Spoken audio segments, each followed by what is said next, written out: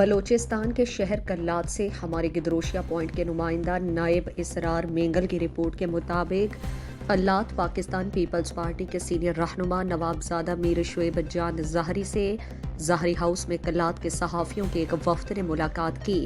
وفد میں میر غلام حسین شاہوانی، فیض نیچاری، مقبول گل، محمد شہی، نائب اسرار مینگل نے علاقائی سیاسی صورتحال اور علاقے میں سیلاب متاثرین، سردی میں گیس کی بندش سمیت صحافیوں کو درپیش مسائل کے بارے میں سیر حاصل گفتگو کی۔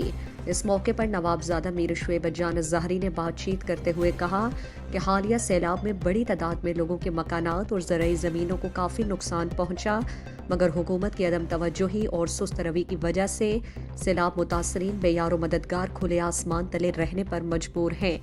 -5 سینٹی گریڈ میں بوڑھے بچے خواتین کس طرح زندگی گزار رہے ہیں، اس پر حکومتی ذمہ داروں کا کوئی توجہ نہیں۔ انہوں نے کہا کہ شدید سردی میں کلات میں گیس کا بحران جاری ہے، جان بوجھ کر کلات کے عوام کو گیس حکام گیس سے محروم کر دیا ہے۔ LPG گیس عوام کی قوت خرید سے باہر ہے، جبکہ خشک لکڑی ناپید ہو چکی۔ شدید سردی میں عوام کو گیس کی عدم فراہمی بڑی زیادتی ہے۔